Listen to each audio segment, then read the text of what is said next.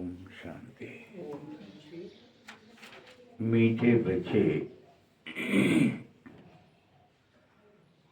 अब तुम्हारा धंधा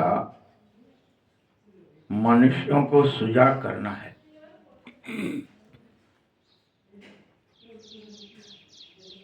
ये तुम्हारा क्या है? बिजनेस है। मनुष्यों को जगाओ, सुजाग करो। रास्ता बताना है। जितना तुम आत्माभिमानी बनकर मुझ बाप का परिचय सुनाएंगे, उतना ही उनका कल्याण होता जाएगा।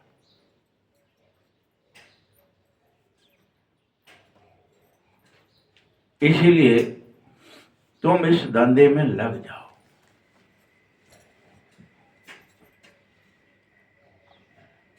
प्रश्न है, गरीब बच्चे अपनी किस विशेषता के आधार पर साहूकारों से आगे चले जाते हैं?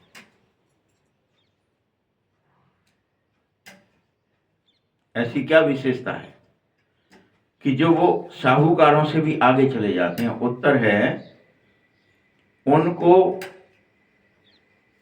दान पुण्य की बहुत श्रद्धा रहती है।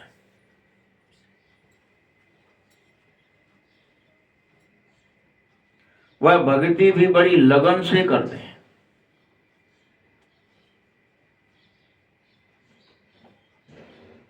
इसीलिए साक्षात्कार भी उन गरीबों को ही होता है।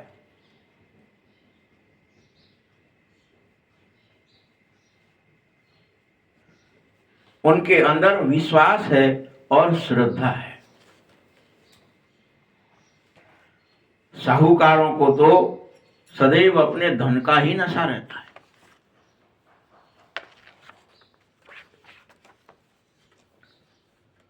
और साहूकार पाप ज्यादा करते हैं।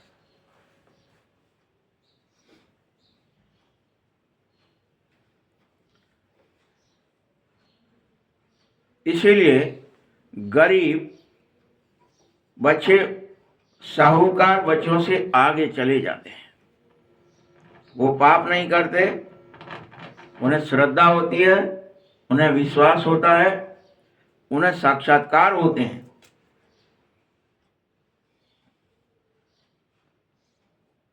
उन पर वो चलते हैं।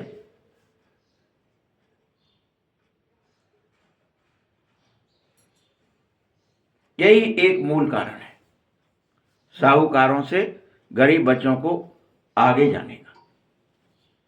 गीत है, ओम नमः शिवाय। ओम शांति। तुम मात पिता, हम बालक तेरे, ये तो जरूर परम पिता परमात्मा की महिमा ही गाई गई है। ये तो क्लियर महिमा है, क्योंकि परमात्मा ही एकमात्र रचयिता है।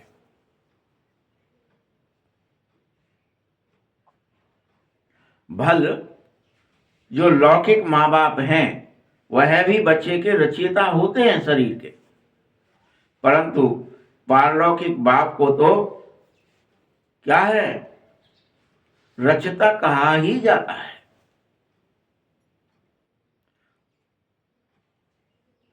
बंधु सखा, बहुत महिमा भगवान की गाई जाती।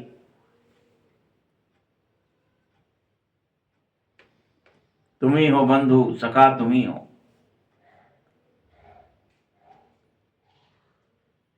इतनी इस लौकिक बाप की कोई महिमा थोड़ी है।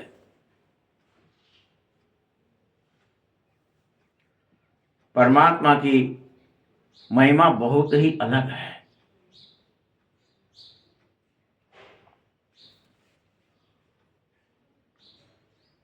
तुम सब बच्चे भी महिमा करते हो कि वह ज्ञान का सागर है, वह सुख का सागर है, वह पवित्रता का सागर है।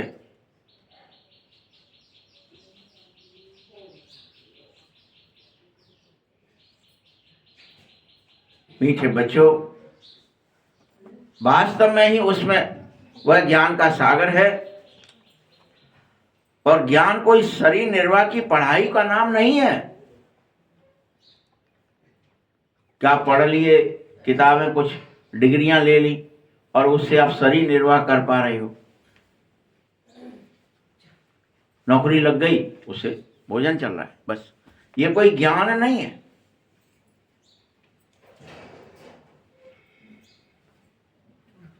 रियल में बाप ज्ञान के ही सागर हैं। उनके पास सृष्टि का ज्ञान है, उनके पास तुम्हारे जन्म मरण का ज्ञान है।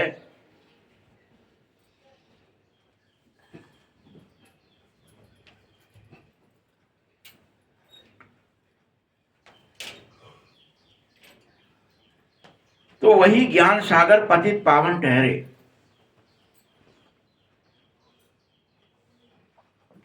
किसी भी देहधारी को कभी भी, चाहे वो श्री कृष्ण ही क्यों न हो, पतित पावन या ज्ञान सागर नहीं कहा जाएगा।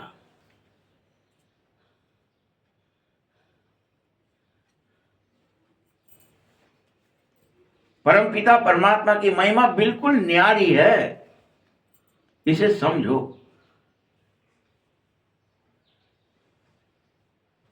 बल दोनों ही, चाहे शिव बाबा चाहे श्री कृष्ण, दोनों ही भारत के निवासी हैं।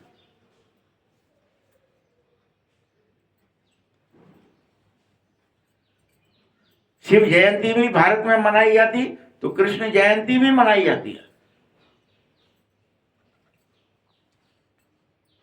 तो फिर गीता की भी जयंती मनाते हो। 3 जयंती ही मुख्य है। और प्रश्न उठता है कि पहले पहले किसकी जयंती होनी चाहिए, किसकी जयंती होगी, किसकी हुई होगी।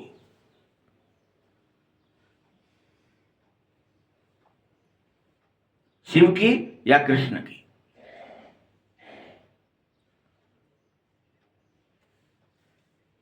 क्योंकि सारी मानवता, सभी मनुष्य मात्र बिल्कुल भूल गए कि भगवान है कौन।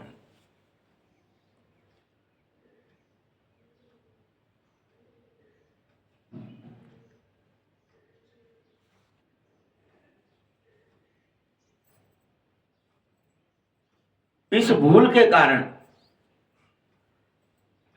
बहुत बड़ी भूल है ये।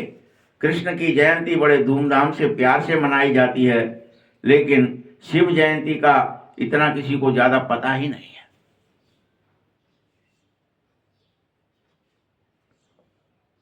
और ना ही ज्यादा गायन है,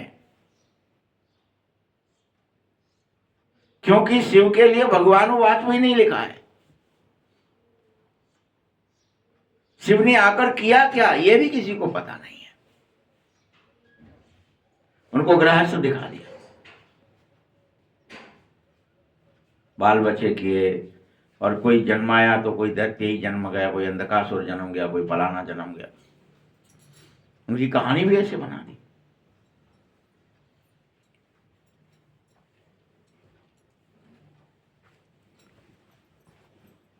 शिव की किसी बायोग्राफी का किसी को पता ही नहीं है।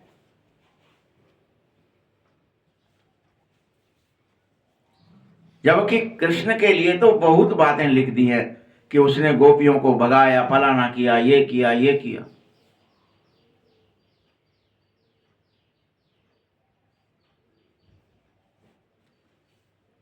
श्री कृष्ण के चरित्रों की खास एक मैगजीन बनाई जाती है, लेकिन शिव के चरित्र तो कुछ दिखाए ही नहीं गए। बल शंकर के रूप में कुछ दिखाए हैं, वह भी बड़े विचित्र से हैं। मरघट में रहता है, अजीब सा भेष है, सब डरावनी बातें लिख दी हैं।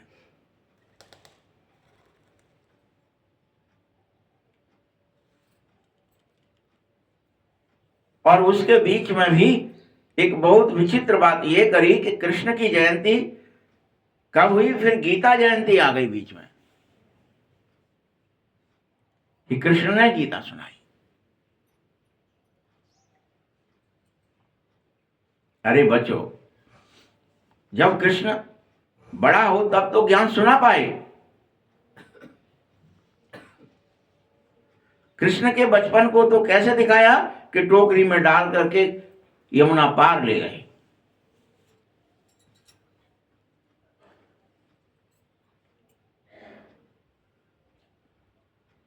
फिर बड़ेपन में दिखाया है कि वह रथ पर खड़ा हो गया, वह सुदर्शन चक्र चलाता था।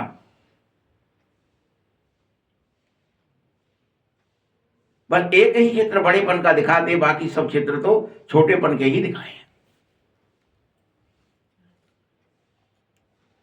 तो फिर आप बताओ गीता कब सुनाई?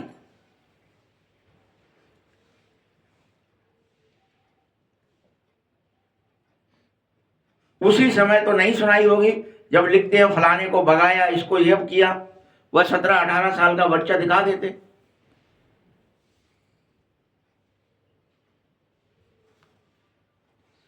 और फिर जब वो भगा रहा है तो उस समय तो ज्ञान सोवेगा भी नहीं।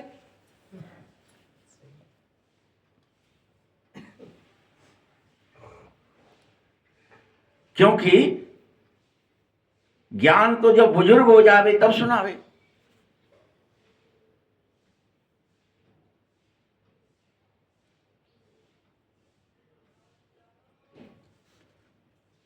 तो बोलो, अब शिव ने क्या किया कुछ पता नहीं है।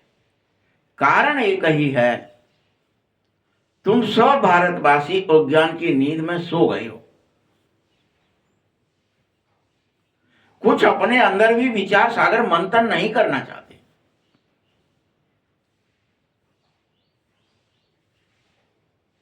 बाबा कहते, मेरी बायोग्राफी को किसी कोई जानता ही नहीं है, मैं आता भी हूं कि नहीं आता। मेरे साथ शंकर को मिक्स करके थोड़ी बहुत बायोग्राफी बनाई है।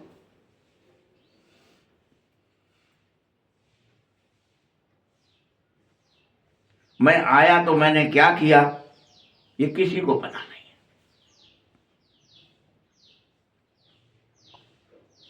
मैं पतित पावन हूं, मुझे पतित पावन कहते भी नहीं हो तुम। मैं खुद ही कह रहा हूं तुमसे कि शिव एकमात्र है जो पतित पावन है।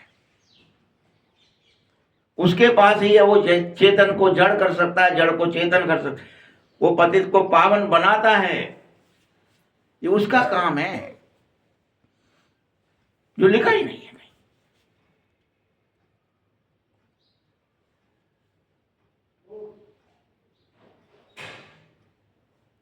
मैं जब भी आता हूं, हर कलब संगम पर आता हूं और साथ में गीता लाता ही हूं।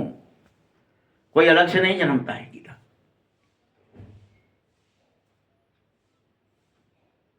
और जब भी आया हूं, साधारण और बूढ़े अनुभवी तन में प्रवेश किया है मैंने। मैं जन्मता नहीं हूं।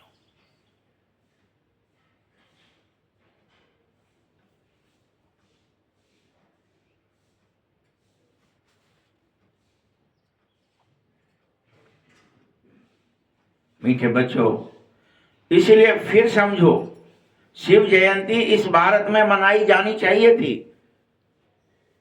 उसके साथ ही गीता जयंती थी। लेकिन तुम शिव जयंती, फिर कृष्ण जयंती, फिर गीता जयंती।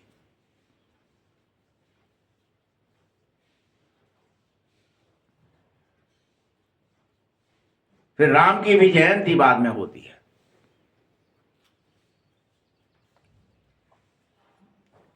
इस समय संगम पर जो कुछ होता है वह बाद में तुम रस्म रिवाज बन के मनाते रहते हो।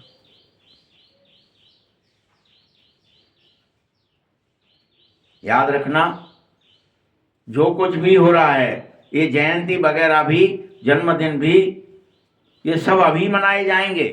सतयुग त्रेता में कोई जयंती नहीं होगी किसी की भी। वहां कोई त्योहार नहीं होते इस तरह के। वहां तो रात दिन खुशियां रहती हैं, मनाई जाती हैं। ये जयंती नहीं मनाते अलग से स्पेशल। पहले भी आपने देखा होगा, आप लोग छोटे थे तो आपकी कोई जन्मदिन मनाया क्या किसी ने? संगम पर आकर के लोग सबका ही मनाने लगे। अभी तो कोई बच्चा भी पैदा होगा तो जन्मदिन मनाएंगे हम तो अपने को, आए हम आओ तो बड़ो, सब कोई मनाने लगा। ये नहीं होते थे पहले। सतयुग में फिर बंद कर दिया। देह की पूजा नहीं करनी है, देह की स्मृति भी नहीं लानी है, आत्मस्मृति में रहना है। जो अमर होगा, अविनाशी हो। शरीर की क्या जयंती मनाना, ये तो फट जाएगा, दूसरा पहनना पड़ेगा।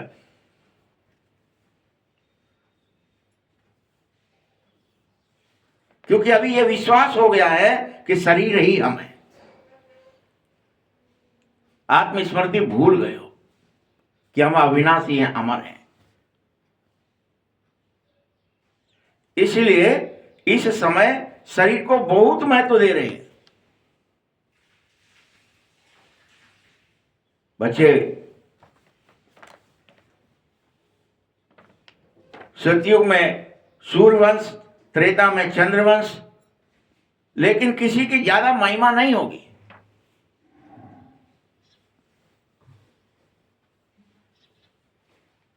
वहां एक से एक पवित्र आत्माएं होते हो तुम, फिर भी शरीर की कोई महिमा नहीं करता। उनके चरित्र सिर्फ राजाओं का, वो भी कॉरोनेशन मनाया जाएगा, बस। राज्याभिषेक हुआ था, राजा बने थे, कैसा धर्म चला, कैसा धर्म युग चला, उनका क्या शासन किया।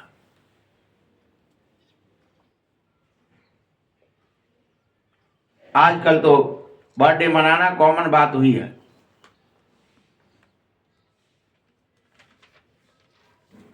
देखो बच्चे, सतयुग में श्री कृष्ण जन्म लेगा, बड़ा होकर राजधानी चलाएगा, इसमें महिमा की कोई बात ही नहीं है। ये तो वो आया ही इसलिए है, महिमा की कोई बात नहीं है इसमें। अरे राजा बन गया तो बहुत बड़ी महिमा हो गई, बड़ा भारी काम कर दिया।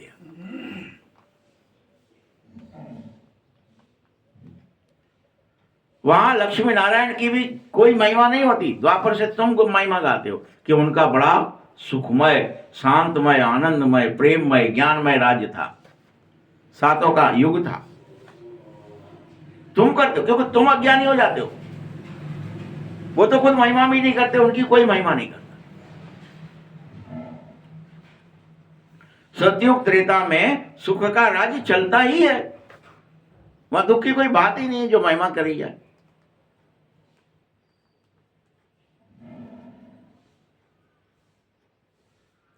वहां वह राज्य कब कैसे स्थापित हुआ, यह भी तुम बच्चों की बुद्धि में है बस। अभी वहां कोई ये बुद्धि में भी नहीं रखता कि राजा बन गए तो बहुत बड़ा काम हो गया।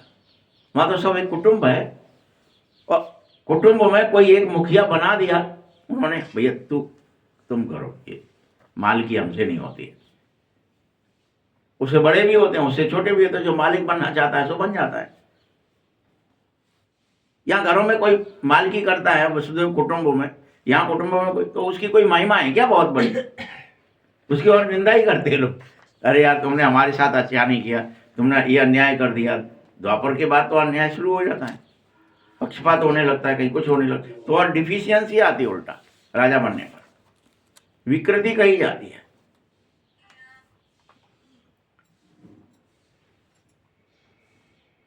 तो बाबा कहते हैं बच्चों, तुम बच्चों की ये बुद्धि में होना चाहिए कि बाप आए हैं और मैं कल्प के संगम पर आकर के तुम्हें ज्ञान दे रहा हूं कि तुम विदेही और अमर आत्माएं हो, अविनाशी हो, सत्य हो, सनातन हो, पावन हो, फिर से पावन बन जाओ।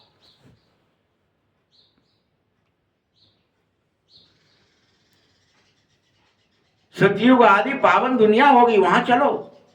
कलयुग का अंत है, पतित दुनिया है, इससे पावन बन जाओ।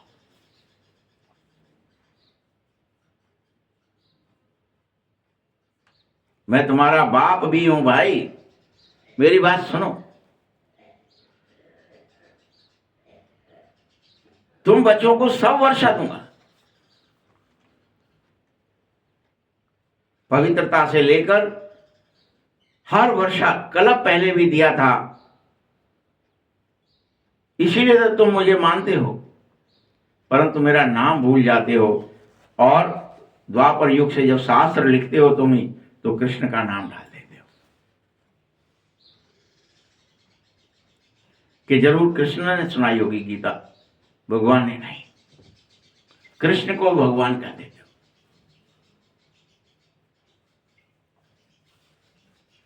और ये भूल जाते हो कि बड़े से बड़ा तो शिव है।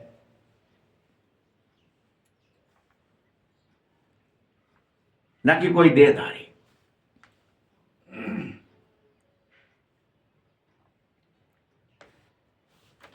इसीलिए उस निराकार परमात्मा की जयंती होनी चाहिए, तभी तो साकार मनुष्य की होनी चाहिए बाद में। पहले पहले किसकी होनी चाहिए? निराकार की। तुम आत्माएं सभी ऊपर परमधाम में ही रहती हो और वहीं ऊपर से उतरी हो। मेरा भी अवतरण है तो तुम्हारा भी अवतरण ही है। तुम पर काया प्रवेश नहीं करते, अपनी काया में प्रवेश करते हो, बस इतना अंतर है।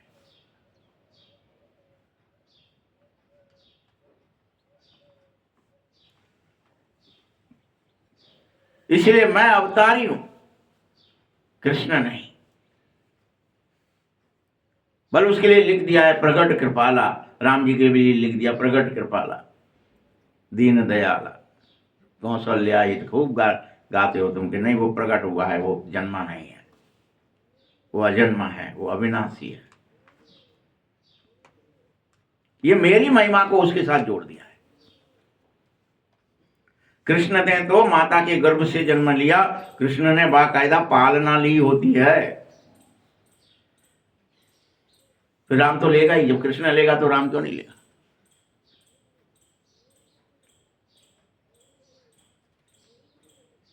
और कोई भी देहधारी जो मां के गर्भ में जाता है, उसको सबको पुनर्जन्म भी लेना पड़ता है,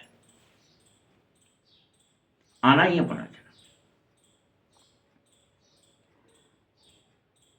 हाँ, एकमात्र शिव बाबा पुनर्जन्म में नहीं आते हैं,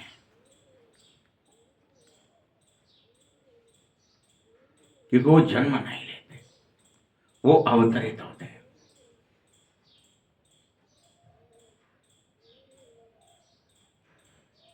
आते भी हैं, ये नहीं कि नहीं आते होंगे, फिर इसका मतलब आते तो हैं ही, लेकिन पर काया प्रवेश करते हैं, जन्म नहीं लेते।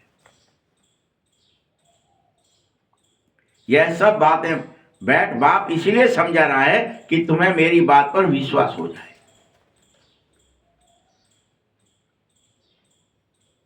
अपनी तरह मुझे जान लेते हो कि हम जन्मते मरते हैं, बाबा भी ऐसे ही करते होंगे, भगवान भी ऐसे ही होंगे हमारे जैसे।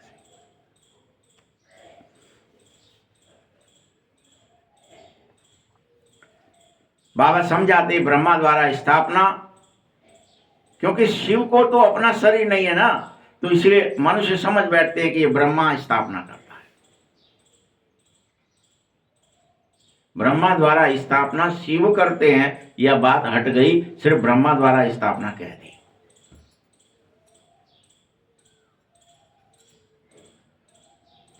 ब्रह्मा द्वारा कौन करता है स्थापना?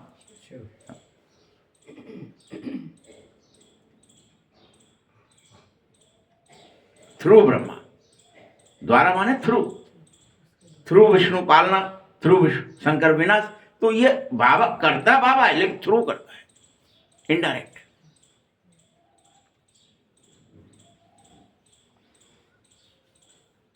बाबा खुद बैठ बता रहा है, बच्चे मैं इसके बूढ़े तन में बैठकर तुम्हें पढ़ाने आया हूं, और क्या पढ़ाता हूं? तुम अपने को भूल गए हो, मैं तुम्हारे जन्मों को तुम्हें बताता हूं। भगवान की पढ़ाई क्या है? आप यहाँ आए, जब भी ज्ञान में चले होंगे, क्या ही पढ़ा आपने यहाँ 7 दिन के कोर्स में?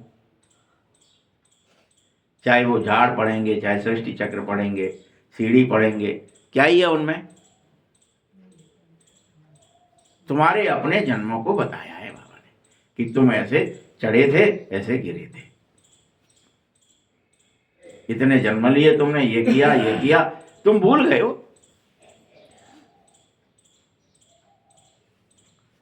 भगवान का ज्ञान कोई ऐसा नहीं है कि आएगा तो क्या समझाता है? गीता में भी क्या लिखा है? भूल गए सब? हे अर्जुन, तू अपने जन्मों को नहीं जानता, मैं तुझे बता रहा हूं। तो वो पूछा, तुम तो मेरी संगी जन्म, तुम मुझे कैसे बताओगे? और तुम कह रहे हो कि मैंने तुम यह ज्ञान पहले आदित्य को दिया, सूर्य को दिया, फिर मनु को दिया, फिर फलाने को दिया, फिर यहाँ आया पृथ्वी पर। तो तुम कहाँ थे? तुम तो मेरे संग अभी जन्मे हो, तुम मेरे मामा के लड़के हो, तुम ऐसे कैसे कह रहे हो? तब विराट रूप दिखाना पड़ा। देख, मैं जन्मा हूं, मैं निर्विकार हूं, देख मेरी तरफ, एक तरफ जन्म हो रहा है, एक तरफ मृत्यु हो रही है, मैं हूं। विराट रूप दिखा दिया, ऐसा लिख दिया। फिर वो कंफ्यूज हो गया बहुत ज्यादा पहले, यार कैसे तुम ऐसे फालतू की बातें कर रहे हो? तुम मेरे संग पढ़े लिखे, मेरे संग रहे, मेरे संग खेले खाए, क्योंकि भगवान को कैसे दिखाएं कि वो निराकार परमात्मा संगम पर आता है? वो बात गुम है ना, इसलिए वहां फिर विराट रूप की बात उन्होंने लिख दी। भैया एक कोई विराट रूप पैदा हुआ, कृष्ण के अंदर से ही फट पड़ा और बड़ा भारी रथ के ऊपर खड़ा हो गया। उसे देख के अर्जुन डर गया, रो पड़ा। फिर ये सब क्या है कि परमात्मा को ना जानना लिख दिया, शरीर लिख दिया, कृष्ण लिख दिया। अब कृष्ण को लिख तो दिया, अब अगर कृष्ण भगवान है तो क्या दिखाएं कि लो भैया एक अजीब सा भगवान है जिसके बहुत मूड ही मूड है, जिसमें से ये सब हो रहा है। बस तो कैसे करें? इसलिए ये सब काल्पनिक करके ऐसे बता दिया कि भगवान आता है। तो वो सिंपल तरीके से आता है। ये बात कैसे लिखते? अब वो तो लिख चुके पहले कि कृष्ण ही भगवान है, वही गीता सुना रहा है, तो आप बीच में कैसे लिखें? तो बाबा क्या कह रहे हैं? मैं खुद बैठ तुमसे समझा रहा हूं, मैं बूढ़े तन में आता हूं और तुम्हारे जन्मों को तुम्हें बताता हूं। ये बहुत जन्मों के अंत का तुम्हारा जन्म है। अब तुम मेरी आज्ञा मान लो और पवित्र बन जाओ। ये पहले मैं तुम्हें समझाता हूं, आता हूं तब। ये बहुत हो गया, तुमने खूब काम करो, लोग मुंह में खूब लपक लिए, खूब फंस गए, अब तुम हटो इसमें से। ये बाबा समझाते हैं। तुम इसके चक्कर में मत पड़ो, तुम युद्ध करो इनसे, विजयी बन जाओ, इन रसों से अलग हो जाओ, इंद्रिय रसों में ना चलो, अतीन्द्रिय में चलो। और क्या समझा रहा है अभी आपको रोज बैठ करके? आया है तो कुछ और समझा रहा है क्या? कि वो अपनी कोई महिमा गा रहा है क्या? बोलिए देख मैं ऐसा हूं, देख मैं, तू मुझे देख। हमारे जन्मों की कथा सुनाते, तुम्हारे जन्मों की तुम्हें सुनाता है कि तुम सामर्थ्यशाली हो, तुम झूठे नहीं थे, कपटी नहीं थे, छली नहीं थे, दम्भी नहीं थे। तुम फिर से ऐसे बन जाओ, देवता बन जाओ, निश्चल निर्मल बन जाओ, निष्कपट बन जाओ, निर्भय बन जाओ। यही तो पढ़ा रहा है रोज। और तुम्हें अगर ये नहीं बन पा रहे हो तो मुझे याद करो तो बन जाओगे। तुम्हें सामर्थ्य कैसे आई? मुझे देखो, मुझे पहचानो, मैं ऐसा ही हूं, तुम भी ऐसे ही थे। यही तो रोज जगाता है, रोज जगाता है, रोज जगाता है।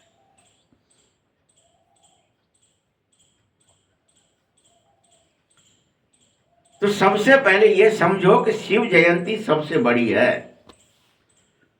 शिव ही तुम्हें कृष्ण बनाता है, शिव ही तुम्हें गीता सुनाता है। अब 3 बातें थी सब, अभी टॉपिक शुरू हुआ है तब से लेके अभी तक क्या ही समझा रहा है बाबा, क्या ही कोशिश कर रहा है कि तुम सत्य को जान जाओ।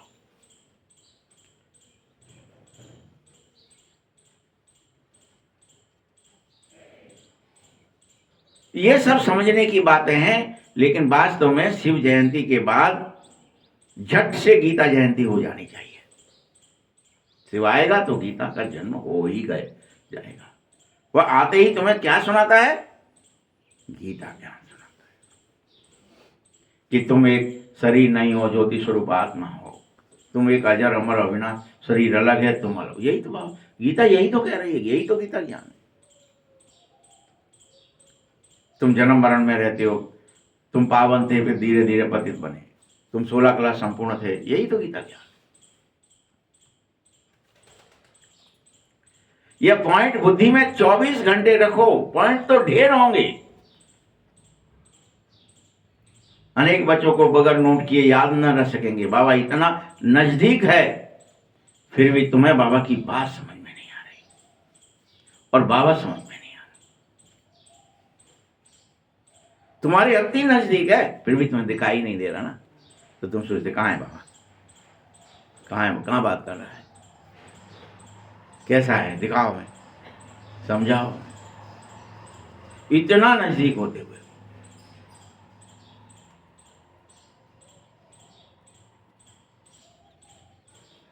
बाप कहते हैं सब पॉइंट समय पर याद आ जावे, ये बड़ा मुश्किल है।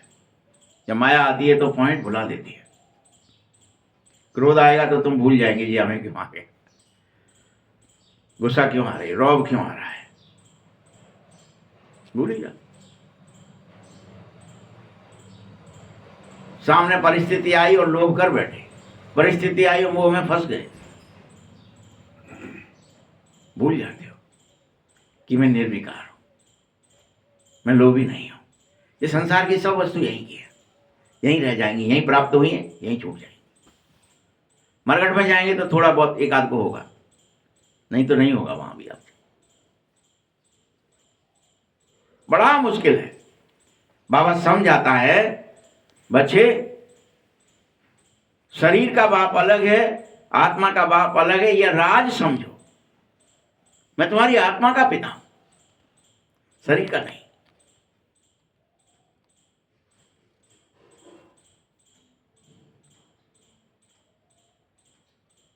शिव बाबा की जयंती मनाते हो, इसका अर्थ क्या हुआ?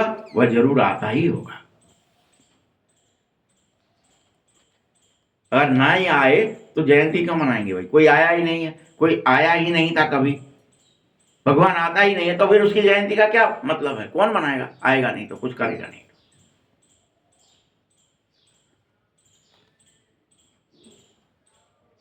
तुम्हें यहां पर जैसे ये धर्मगुरु आए, क्राइस्ट आया, बुद्ध आया और उन्होंने आकर धर्म स्थापित किया, परंतु वह आत्मा आकर प्रवेश कर धर्म स्थापन नहीं कर रही थी। वह तो बाकायदा गर्भ में प्रवेश करके जन्म लेकर के स्थापना कर रही थी। भले लिख दिया है, जैसे कृष्ण के लिए जो कुछ लिखा है, पता है आपको, उसकी नकल करके जीसस के लिए सेम वैसा ही लिखा है कि जीसस की मां भी 80 साल की हो गई थी। जैसे कृष्ण के लिए दिखा है ना कि वो 80 साल की हो गई थी, तब नंद बाबा के घर आनंद हो रहा है, फलाना हो रहा है, वैसे यहाँ। और वो ऐसी परिस्थिति में यहूदी लोग थे कि अस्तबल में उनको भेज दिया गया। जैसे उनको कारावास में भेजा तो यहाँ उनको दिखा दिया, कहाँ भेज दिया? हाँ, जहाँ घोड़े बनते हैं वहाँ चुपचाप से रहने लगे।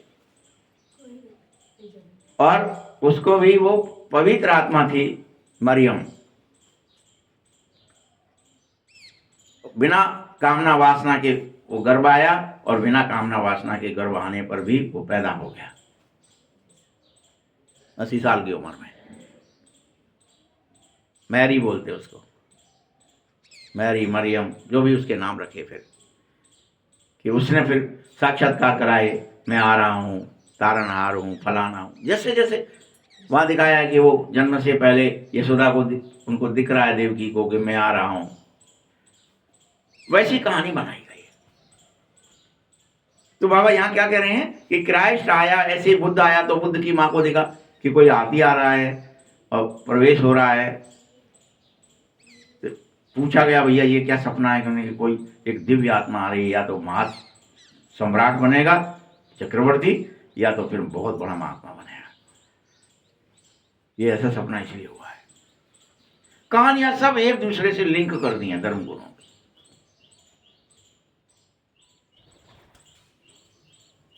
परंतु परकाया प्रवेश की कोई बात किसी के साथ नहीं लिखी गई, और शिवा को भूल ही गए थे कि वो कैसे आता है। तो हमने वहां कृष्ण के साथ जोड़ा, कृष्ण के साथ सब धर्म गुरुओं को जोड़ दिया। ऐसे ही आते हैं, नानक ऐसे आए, फलाने ऐसे, जो कोई धर्म गुरु आया है वो ऐसे ही आया है। उसकी माँ पवित्र रही है और बिना कामना वासना के वो पैदा हुआ है। यही लिखा है सबके लिए।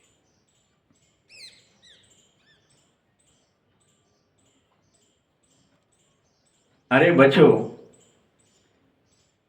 बाप एकमात्र हैं जो धर्म स्थापित करते हैं। क्राइस्ट और बुद्ध तो अपने अपना धर्म स्थापित करते हैं। बुद्ध को बुद्ध धर्म आ गया, क्राइस्ट आया तो ईसाई धर्म आ गया। अब्राहिम को ऐसे ही लिख दिया है सेम, कि वो मोहम्मद भी आया तो लिख दिया कि वो बड़ा भारी पवित्र था, वो बात होती थी उससे, अल्लाह से, अब्राहिम की। सबके लिए लिखा।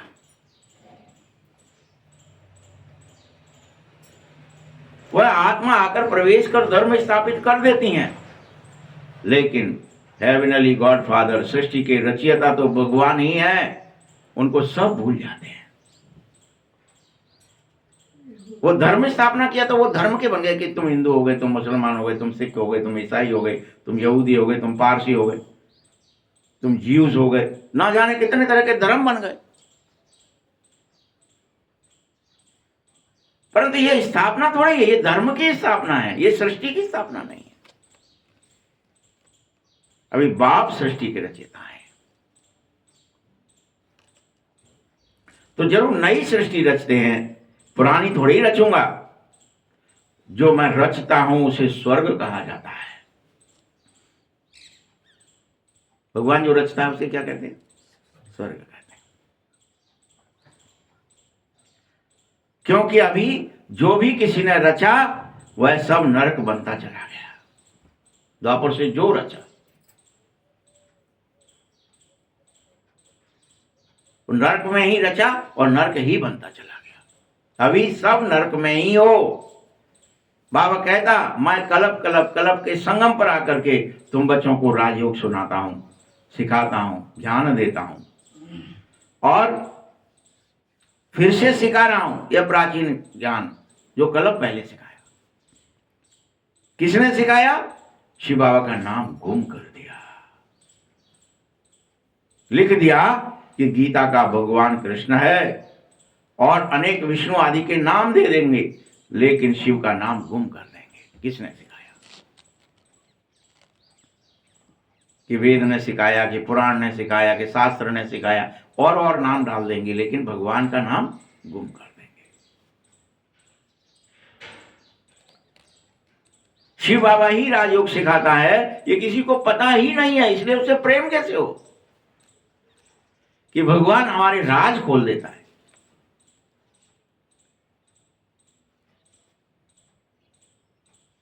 शिव जयंती निराकार जयंती दिखाई जाती है। बाबा कैसे आते हैं, आकर क्या करते हैं? बाबा ही एकमात्र, वही एकमात्र सर्व के सदगति दाता, लिबरेटर, गाइड, डॉट डॉट अनेक नाम है आपके। मुक्ति भी दूंगा, रास्ता भी गाइड भी करूंगा, लिबरेट और सदगति दाता हूं, सब भुला दिए तुमने।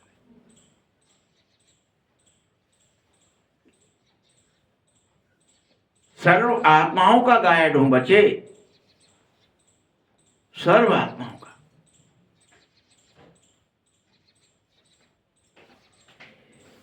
बाप आत्मा है, वह भी अलग है मनुष्यों से।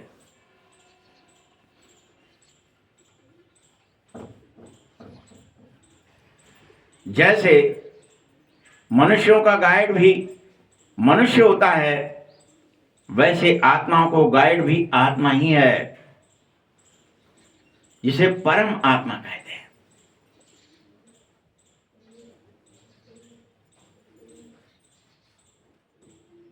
सुप्रीम कहते हैं।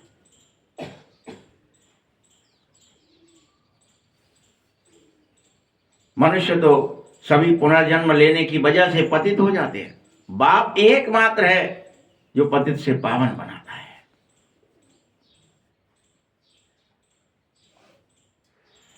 और कह रहा है तुमसे अभी, तुम पवित्र बनो जिससे तुम वापस घर चल सको। पवित्र ही आए थे, पवित्र ही वापस जा सकोगे।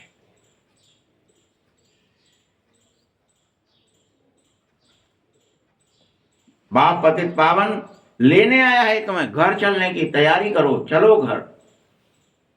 और कह रहा है मैं आकर तुम्हें पावन होने की युक्ति भी बता रहा हूं। जैसे ही तुम मुझे याद करोगे तुम पावन हो जाओगे।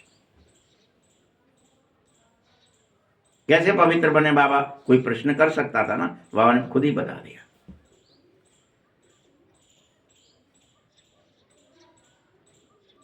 तुम मुझे याद करो, देह के सब संबंधों को छोड़ दो।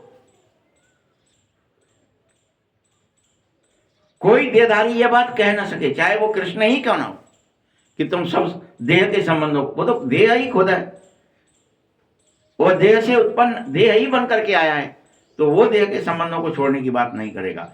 विदेही बाप ही एकमात्र है जो तुम सबसे एक ही बात बार बार दोहराता है कि तुम सभी देह सहित देह के संबंधों को छोड़ो और मुझे याद करो और पवित्र बन जाओ।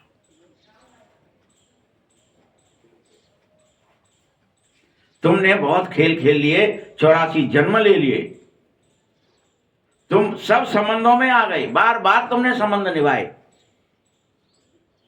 भाई है, बहन है, बेटा है, बेटी है, फलाना है, ठिकाना है, पति है, पत्नी है, ये है, तेरा है, मेरा है, खास है, ककायदा है, पड़ोसी है, रिश्तेदार, खूब निभा लिए। लेकिन बाप सब संबंधों से छुड़ाना चाहता है। एकमात्र बाबा से संबंध जोड़ लो और बाबा को ही याद करो तो तुम पवित्र होने की युक्ति सीख जाओगे।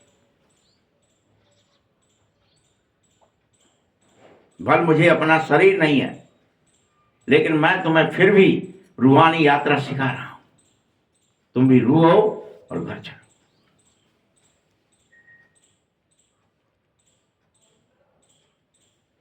यही रूहानी बाप रूहानी बच्चों प्रति रूहानी नॉलेज दे रहा है।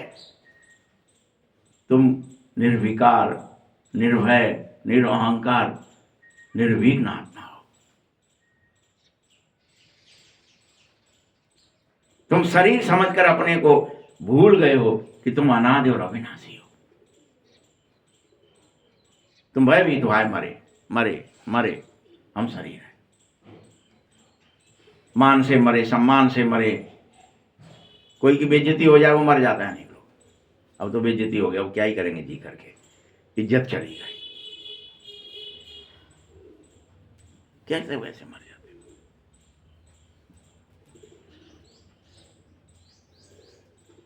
ये कोई श्री कृष्ण रूहानी बाप नहीं है, सबका रूहानी बाप मैं ही हूं। मैं ही गाइड बना हूं, मैं ही लिबरेटर हूं बच्चों। अब गीता में भी यही लिख दिया, मैं ही हूं, मैं ही हूं, मैं ही हूं, सर्वश्रेष्ठ मैं ही हूं। वृक्षों में पीपल हूं, फलाने में फलाना हूं, फलाने, पशुओं में ऐरावत हाथी हूं, मनुष्यों में अर्जुन हूं। ऐसे सब लिख दिया हर एक के लिए, मैं ही हूं श्रेष्ठ। यहां बाबा कह रहा है, ऐसे बाबा यहां कोई स्पेसिफिक बात नहीं कर रहा। बाबा क्या कर रहा है, मैं लिबरेटर हूं, मैं गाइड हूं, मैं ब्लिसफुल हूं, मैं पीसफुल हूं, मैं एवर प्योर हूं। इतने सारी बात कह रहे बाबा, यह सब मेरे लिए कहा जाता है। इसमें कुछ ये तो नहीं कही कि मैं हाथी हूं, कि मैं घोड़ा हूं। क्या कही? कोई भी शब्द ऐसा है? लिबरेटर हूं, गाइड हूं, ब्लिसफुल हूं, पीसफुल हूं, एवर प्योर हूं। कौन सा शब्द है इसमें जो बाबा कह रहा है कि कोई अभिमान देह का दिला रहा हो आपको? बताओ। नहीं तो अर्थ तो अपन ने निकाले ना, बाबा ने थोड़ी ना निकाला। बाबा ने तो यही सत्य कहा, लेकिन हमने उसका वो कर दिया। हमने जो सोच लिया शायद हाथी में मतलब ऐरावत होगा, शायद पेड़ों में पीपल होगा, ऐसे अपन सब लिख दिए। अपन नहीं, गीता अपन ने वो स्थूल गीता लिख दी, भ्रमित कर दिया कि भगवान ये कह रहे हैं मैं ही हूं, मैं ही हूं। बाबा ने कहा है मैं ही हूं, लेकिन क्या हूं मैं?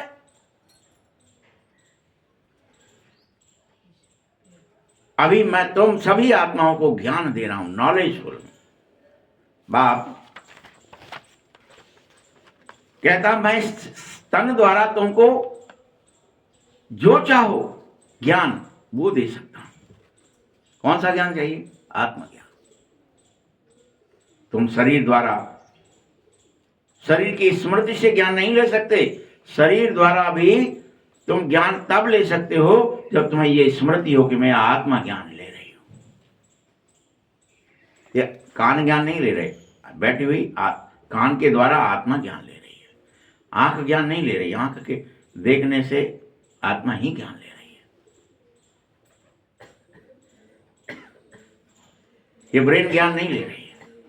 हाँ, बैठकर कमेंट्री नहीं करना है, दिन में अनुभव करना है हमेशा।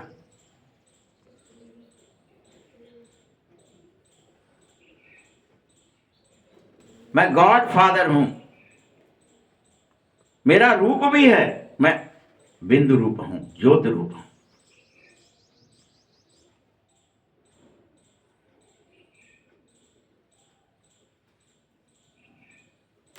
जिसे कुदरत कहा जाता है। तुम्हारी आत्मा बिंदु है, बाबा बिंदु है, ये कुदरत है, कुदरती हो तुम। ये सब कोई बनावटी और दिखावटी नहीं हो। तुम्हारी आत्मा के अंदर भी तुम्हारे अपने सारे पार्ट कुदरती रूप से भरे हुए हैं। इतनी अति सूक्ष्म स्टार होते हुए भी जो 84 जन्म वाले हैं, उनकी 84 जन्म की एक्टिंग उस कुदरती रूप से, उस बीज रूप आत्मा में भरी है। वही एक्टिंग कर पाएगा जो जिसके अंदर भरी है।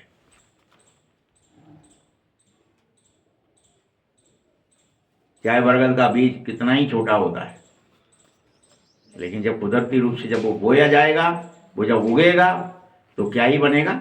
फिर से बरगद ही बनेगा, विशाल वृक्ष ही बनेगा। उसमें डंडियां भी आएंगी, जड़ें भी आएंगी, तने भी फटेंगी, सारी प्राकृतिक चीजें वो उसमें नूद हैं, इसीलिए ऐसा होता है। वैसा ही तुम भी जब बोए जाते हो, तुम जब जन्म मरण में आते हो, तो तुम्हारे एक एक जन्म की परतें खुलती जाती हैं। बाबा ये समझाना चाह रहा है कि तुम नारायण वाला नारायण कैसे बन जाएगा, कैसे फिर वो दूसरे जन्म में क्या बनेगा, फिर कैसे बनेगा, कैसे त्रेता में आएगा, कैसे कलयुग में तुम भी पदभ्रष्ट, कर्म भ्रष्ट, नरकवासी बन जाओगे। तुम्हारे अंदर भी कोई ज्ञान नहीं रहेगा।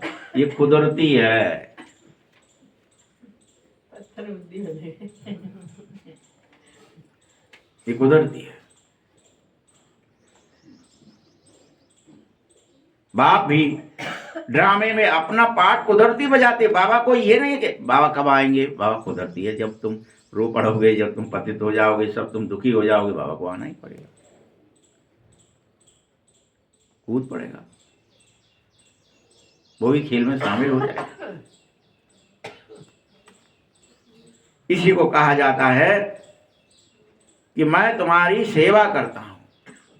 तुम भक्ति कर रहे थे, तुम्हारी आत्मा पाठ बजा रही थी, अब कैसे मैं सेवा करूं? इतनी छोटी सी आत्मा है। यह बातें सुनकर बंडर खानी चाहिए कि आत्मा ही स्टार माफिक है। 84 जन्म एक्यूरेट जिन्होंने भोगे हैं वह फिर भोगेंगे। कोई कम हो सके ना ज्यादा हो सके, जिसके अंदर जो है। जो कोई वैज्ञानिक बना है, भले 2 जन्म के लिए आया, 1 जन्म के लिए, वो आएगा फिर से वो वही आविष्कार करेगा, वो बम बना देगा, वो हवाई जहाज जो बनाना है उसको, जो जिसको जो कुदरती उसके अंदर भरा है, वो प्रकट हो जाता है। आप कहेंगे जी कैसे कर दिया इसने, और उसके दिमाग कैसा चलेगा? ये ऐसे नहीं, ऐसे होता है। उसको कैसे समझ में आया? अब उसको एपीजे अब्दुल कलाम को कि ये पक्षी उड़ रहा है तो ये कैसे पंख उड़ाता है, फिर कैसे उठता है, कैसे, ऐसे ही अपन कैसे उठें, देख करके सिर्फ। भाई सेब तो सबके लिए गिर रहा है, लेकिन न्यूटन को या उसको कैसे समझ में आया कि ये ऊपर से नीचे क्यों गिर रहा है, इससे गुरुत्वाकर्षण हो गया? क्या सेब तुमने गिरते हुए नहीं देखा? तुम्हारे अंदर क्यों प्रकट नहीं हुई वो चीज? तो कुदरती भरी हुई है, सारे सिद्धांत कुदरती भरे हुए हैं। हम उसको मान लेते फिर से कि ये इसके अंदर से प्रकट हो गया। भाई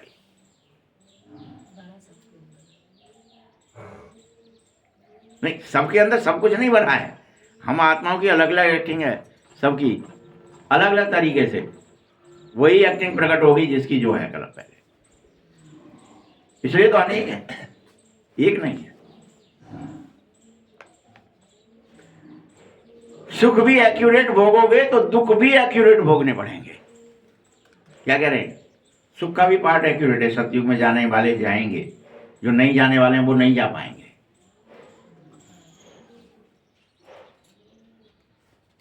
ये कुदरत है। बाबा भी आत्मा ही है, लेकिन वो परम है,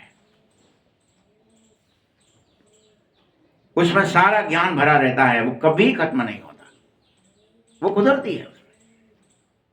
आप सोचो उसको कैसे पता है हमारे जन्म हमारे मरण, वो कैसे हमें जानता है? हाँ वो जानता है, उसका यही काम है। जो बच्चों को समझा रहा हूं, ये बाहरी नॉलेज भले ही है, लेकिन मैं फिर तुम्हें समझाने के लिए मेरे अंदर भरा है। यह है नई बातें। नए मनुष्य सुनकर कहेंगे ज्ञान तो कोई शास्त्र आदि नहीं सुना रही है, फिर भी जिन्होंने कल्प पहले सुना है, जिन्होंने कल्प पहले वर्षा लिया है, वही फिर से वृद्धि को पाएंगे, और जो चले गए थे वो फिर चले जाएंगे। सुनने आए, कुछ दिन सुना, भाग गए, पतित बन गए, तो होंगे। जो जो कुछ कल्प पहले हुआ है सो ही होगा। टाइम तो लगता है, ढेर प्रजा भी तो बननी है, सब राजा थोड़े ही बन जाएंगे। ज्ञान कभी नष्ट नहीं होता है, एक बार ले लिया तो ले लिया। प्रजा बनना पड़े चाहे कुछ बनना, दासवासी बनना पड़े, लेकिन आपने ज्ञान लिया है तो ये नष्ट नहीं होगा, ये अविनाशी है ज्ञान। आपको भले शरीर छूट जाए, लेकिन आपकी आत्मा में ज्ञान है। कम लिया होगा या गिर गए होंगे तो गिरे हुई शरीर में, गिरे हुई पद में, गिरी हुई प्रतिष्ठा में चले जाओगे, लेकिन जन्म तो लेना पड़ेगा। सतयुग त्रेता में कहीं ना कहीं आपकी एक्टिंग है, तब आप ज्ञान सुनने आए थे। स्वर्ग दोनों को कहा जाता है। भल राजा बनने में मेहनत है, प्रजा ढेर बनेगी। मनुष्य तो बहुत धन दान करते हैं तो राजा ही घर में जन्म ले लेंगे। गरीब भी अपनी हिम्मत अनुसार जो कुछ दान करता है वह भी राजा बनता है। जो पूरे भगत होते हैं वह दान पुण्य भी करते हैं। साहूकार भी पाप ज्यादा करते हैं, इसीलिए बेचारे फिर पापी बन जाते हैं, गरीब बन जाते हैं। पाप किया तो गरीब बन गए, भले ही कितने ही धनवान।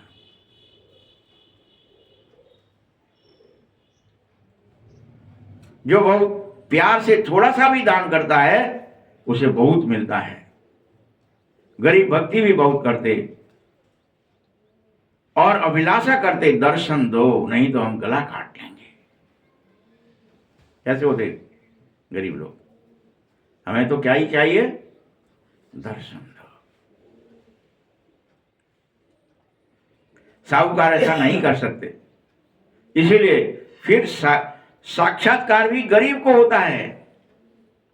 भगत जितने दिखाए नहीं कि भगवान जी तुम तो खा लो, हमारे दादा कह गए, हमारे बाबा कह गए, हमारे पिताजी आएंगे हमें डांटेंगे, तो 2 दिन हो गए 3 दिन हो गए हम भी नहीं खा रहे, तुम क्यों रूठ गए?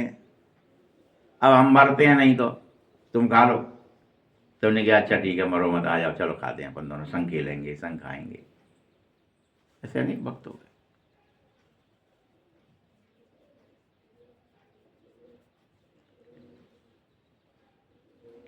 क्योंकि वही दान पुण्य करते तो राजा भी बनते, पैसे वाले भी बनते, लेकिन पैसे वाले बनने से फिर अहंकार आ जाता है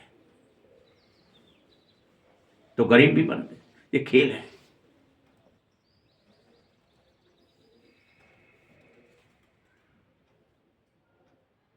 बच्चों अभी इस समय तुम जो आए हो, तुमको 21 जन्म का सुख मिलेगा, भले तुम गरीब हो।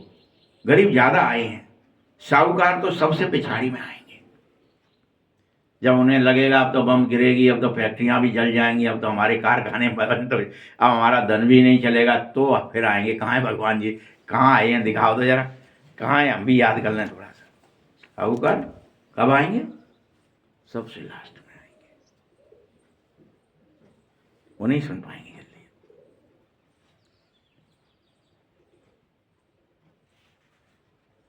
बच्चों भारत को इतना ऊंचा सो गरीब कैसे हो गया ये समझो। अर्थक्वेक में सब महल आदि सब भस्म हो जाएंगे, सबके सबके सबको गरीब होना पड़ेगा। रावण राज्य होने से चौतरफा हाहाकार हो जाएगा। अभी देखते हो ना, बिल्डिंग है फलाने धप से गिर पड़ा बम, क्या हो गई? रोज देख रहे हो ना, पिक्चर है क्या? हकीकत है कि पिक्चर है? ऐसी पहले पिक्चर बनाते थे, अभी क्या है?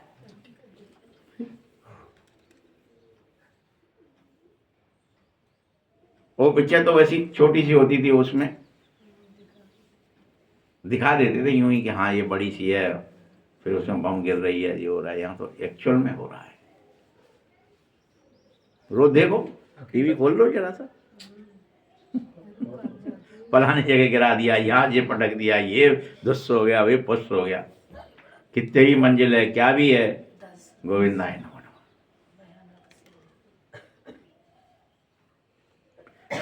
तो चौतरफा महल आदि सब चले जाएंगे, सबको गरीब होना पड़ेगा। रावण राज्य में बेहद हाहाकार होगा, क्योंकि रावण की कोई चीज फिर रह न सके सतयुग में। हर चीज की आयु होती है ना, ऐसे ही इस कलयुग की भी आयु पूरी हुई है।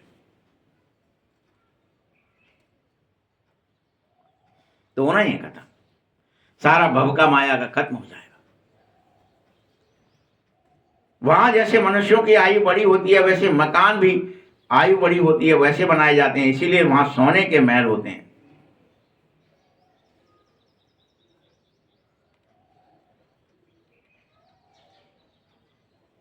सोने के तो बहुत ही मजबूत होते हैं।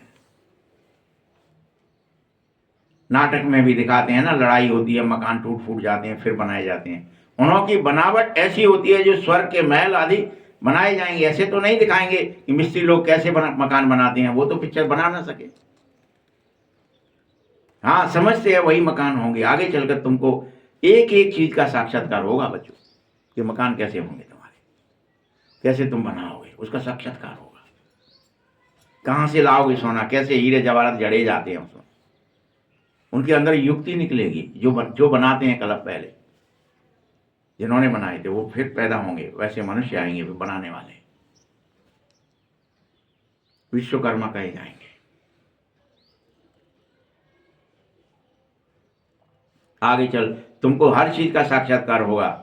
ऐसा विवेक कहता है, इन बातों से बच्चों का ताल्लुक नहीं होना चाहिए। बच्चों को तो बस क्या करना चाहिए, तुम ये मत सोचो कैसे बनेगा, हम कैसे बनाएंगे, हमारा मकान कैसे होगा, हम देख लें। इनसे तुम्हें ताल्लुक नहीं होना चाहिए। बच्चों को तो बस पढ़ाई पढ़नी है, मुझे याद करना है। तुम्हें अगर स्वर्ग का मालिक बनना है तो निरंतर मुझे याद करो। तुम कोई पहली बार ऐसा नहीं करोगे।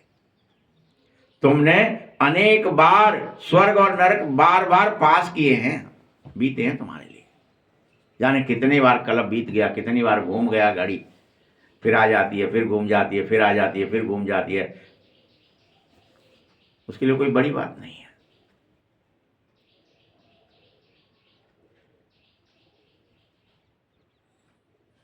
ऐसे आपके लिए दोनों चीज, स्वर्ग और नरक, अनेक बार पास हुए हैं। अभी संगम है फिर से, और सतयुग में यह ज्ञान फिर भूल जाओगे। इस समय तुम बच्चों को पूरा ज्ञान आ जाएगा। लक्ष्मी नारायण का राज्य कैसे होगा, यह भी उस समय तुम्हारे अंदर प्रकट हो जाएगा। कैसे राज्य चलाओगे, कैसे सुखमय होगा, आनंदमय होगा, प्रेममय होगा। अभी तुम बच्चों को मालूम पड़े ऐसा हो न सके, अभी पर्दा ही नहीं खुलेगा। रह जाएंगे चार तो अपने आप ही प्रेम हो जाएगा। सही नहीं, हम कितने हैं औलाद तो अभी क्या भाई अच्छा आप बताओ, अभी क्या आपका घर में जितने सदस्य हैं, कोई 4 हैं, 6 हैं, 10 हैं, जो भी है, क्या प्रेम है? नहीं है भाई। छल है, कपट है आपस में भी, एक दूसरे के प्रति, भाई भाई के प्रति, बहन भाई के प्रति। एकता, वो प्रेम, वो वास्तविकता है ही नहीं। झूठ है, कपट है, छल है, इसलिए तो ये नरक है। इस समय का प्रभाव है। या कौन भाई है जो त्रेता में दिखाया कि भैया वो ले गए, राज्य भी ले गए, भैया मुझे नहीं चाहिए, तू ले ले, वो कह रहा मुझे भी नहीं चाहिए। कोई है यहाँ का? कट राज्य तो क्या है, 2 रुपया भी मिल जाए तो पट जेब में रखो, मेरे हैं हट, वो तो मुझे तो डरे मिले हैं। क्या है, कितना अंतर है। रोके दे रहे हैं, कैसे भी करके तुम ले लो ले लो ले लो, राज्य ले लो, राम जैसा राज्य। चक्रवर्ती तो उसी समय थे, वो विश्व महाराजा तो बाद में बने, रावण को जीतने के बाद। पहले चक्रवर्ती सम्राट तो थे ही ना, दशरथ जी, उनका राज्य था पूरा। यही तो दिखाया है, लेकिन ले रहे हैं क्या? नहीं चाहिए। मां ने कह दिया है वस्त्र उतार के जाना है, नंगे पैर जाना है, नहीं कि हम कड़ाऊ पहना ले आएंगे उन्हें, हम ले चलते हैं कड़ाऊ इससे, जिन्हें पहना ले आएंगे, नहीं ले दद्दर पहनूंगा नहीं। माँ का आदेश है नंगे पैर। बदकल वस्त्र पहनेंगे तो बदकल ही पहनेंगे, शादी जटाजूट रखाएंगे तो जटाजूट ही रखाएंगे। क्या आज्ञाकारी हैं बच्चे? इस समय कोई बनेगा नहीं, चल बेवकूफ है, मजे करो, क्या करना है, नरक है ना, तो नरक का रस लेना चाहते सब, कोई तपस्या त्याग करना चाहता है क्या? इतना मिला जाना क्या देखेंगे। भोग लो। तुम बच्चों को दिन प्रतिदिन अच्छी अच्छी पॉइंट बाप सुना रहा है, तुम्हारा धंधा ही है मनुष्य को सुजा करना, रास्ता बताना। जैसे बाप प्यार के समझा रहा है, देह अभिमान की दरकार नहीं है, बाबा को कभी देह अभिमान नहीं आता है, तुमको मेहनत सारी देही अभिमानी होने की करनी चाहिए। बाप बार बार कह रहे हैं, देही अभिमानी बन, बाप को बैठ याद करो, बाबा का परिचय दो, गोया बहुतों का कल्याण करोगे तो तुम्हारा भी कल्याण अपने आप हो जाएगा। देह अभिमान में आने से तुम विकार में चले जाते हो, लड़ना झगड़ना आदि चली जाती है, शुरू हो जाता है। देखो अनेक लोग नवाबी में थे, नवाब देह अभिमान में चलते थे, हमारे पास नवाबी है, हम नवाब हैं यहाँ के, बड़ा भारी देह अभिमान रहता। आज कोई थोड़ा जिम जाने लगे तो देह अभिमान आया तो अटक मटक के चल उड़ा, तो जिम जाए हाँ देखो ये बल्ले मेरे 2 मिनट में बल अपना राज हो गए, तो भी बहुत साधारण रहना चाहिए, तो थोड़ा भी अहंकार नहीं आना चाहिए। कोई कोई तो घड़ी फैशनेबल देखी तो दिल आ जाती है, भैया ये पहनेंगे, ये वाली घड़ी तो हमको, ये भी देह अभिमान कहा जाएगा। क्या करे बाबा? कहाँ आ जाता है, कैसे कैसे आ जाते, समझा रहा है। उसकी फलाने कंपनी की, फलाने मेड की है, इसकी है, उसकी है, ये भी देह अभिमान है। क्योंकि ऊंची चीज होगी संभालना, उसके प्रति बुद्धि लगानी पड़ेगी, गुम हो गई तो उसके ख्याल आते रहेंगे, आए मर गए, हमारी इतनी महंगी थी, ये चली गई। इसीलिए अंत समय है, तुम्हें कुछ भी याद ना आवे, कुछ सब भस्म होगा, टूटेगा फूटेगा। मकान अच्छा बना लिया तो वो टूटेगा, फिर तुम रोओगे, आए मर गए, हमने इतनी टाइल लगाई, इतनी यहाँ पेंटिंग करवाई, इतना ये करा था, ये का फुस रोगे। इसलिए ये सब देह अभिमान की आदतें बंद करो, इससे डिसर्विस होगी तुम्हारी। ये क्या किसके कारण बनेगा? अब डिसर्विस का कारण बनेगा। तुमको आत्माभिमानी बनना है, हर एक को सेवा। महाभारत महारथी बच्चों को शो करना है, महारथियों को लिखा जाता है तुम फलानी जगह जाकर भाषण करो, लेकिन बच्चों में देह अभिमान बहुत होता है। भाषण में बल अच्छे हैं, परंतु आपस में रूहानी प्रेम अभी भी जागृत नहीं है।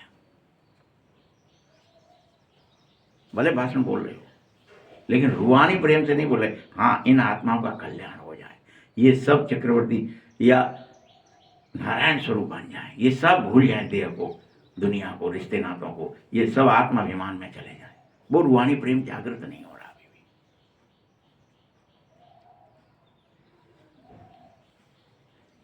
तुम्हें देह अभिमान लून पानी बना देता है। कोई बात झट बिगड़ पड़ती है, जरा सी कोई बात हुई झट गुस्सा आ गया, तो क्या बन गए तुम? आपस में चिल्लाना चीखना, लून पानी हो गए। खटास आ गई, मिठास आनी चाहिए थी बीच में, क्या आ गई? यार बात नहीं, वो बहुत दुष्ट है, ऐसा है, पापी है, हो गया खत्म, लून पानी हो। इसलिए बाबा कहते हैं कोई को भी पूछना है तो बाबा से जाकर पूछे। कोई कहे बाबा आपको कितने बच्चे हैं, कहूंगा बच्चे तो अनगिनत हैं, परंतु कोई कपूत है, कोई सपूत है, बहुत है। अच्छे भी हैं तो बुरे भी हैं। ऐसे बाप का फरमानबरदार वफादार बनना चाहिए, कपूत नहीं। अच्छा, मीठे मीठे सकीलदे बच्चों प्रति माता पिता बाप दादा का याद प्यार और गुड मॉर्निंग। रूहानी बाप की, रूहानी बच्चों को नमस्ते। रूहानी बच्चों की भी बाप दादा को बहुत बहुत याद प्यार और नमस्ते। धारणा के लिए मुख्य सार है, देह अभिमान में आकर किसी भी प्रकार का फैशन नहीं करो, किसी भी प्रकार का फैशन। ज्यादा शौक किसी बात का रखो ही मत, बहुत बहुत साधारण होके चलो, जिससे कोई वस्तु व्यक्ति याद ना आवे अंत समय। आपस में भी बहुत बहुत रूहानी प्रेम से चलना चाहिए, कभी भी लून पानी नहीं होना चाहिए। बाबा का सपूत बच्चा बनना है, कभी अहंकार में नहीं आना है तो नहीं आना है। हट, तुम कौन हो, हम ये हैं तो नहीं। कभी गुस्सा मत करो किसी भी कारण से। वरदान है, अपने भाग्य विधाता के गुण गाने वाले सदा प्रसन्न चित्त भव। भाग्य के गुण गाओ या भाग्य विधाता भगवान के गुण गाओ, बस, और प्रसन्न रहो। सभी ब्राह्मण बच्चों को जन्म से ही ताज तखत तिलक जन्मसिद्ध अधिकार के रूप में प्राप्त हुआ है। तुम सबको तीनों चीजें प्राप्त हैं, ताज तखत और तिलक। इस भाग्य से चमकते हुए सितारों को देखते हुए अपने भाग्य और भाग्य विधाता के गुण गाते रहो कि मुझे तो सब मिल गया, मैं तो संपन्न बन गया, मुझे तिलक है, ताज है, तखत है, सब है। अपनी कमजोरियों को गुण मत गाओ, कमजोरियों को तो उल्टा भस्म करो।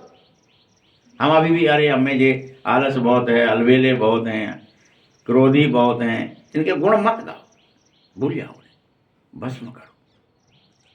भाग्य के गुण गाओ, प्रश्नों के पार चलो, प्रसन्न चित्त रहो, प्रश्नों में मत उलझ जाओ। आए मर गए, ये प्रश्न ऐसा आ रहा है, वो प्रश्न ऐसा नहीं। दूसरों को भी सहज ही प्रसन्न कर सकोगे यदि तुम स्वयं प्रसन्न चित्त रहोगे तो।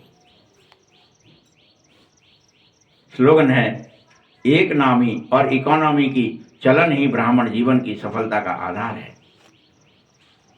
अव्यक्त इशारे हैं, निश्चय सदा ही निश्चिंत बनाता है। जो निश्चय स्थिति में रहकर और कोई भी कार्य करते हैं वह उनसे सफल स्वरूप बन जाते हैं, क्योंकि निश्चित स्थिति में बुद्धि यथार्थ जजमेंट करती है और यथार्थ निर्णय का आधार है निश्चय बुद्धि, निश्चित स्थिति। उसमें सोचने की भी तुम्हें आवश्यकता नहीं होनी चाहिए। ओम शांति।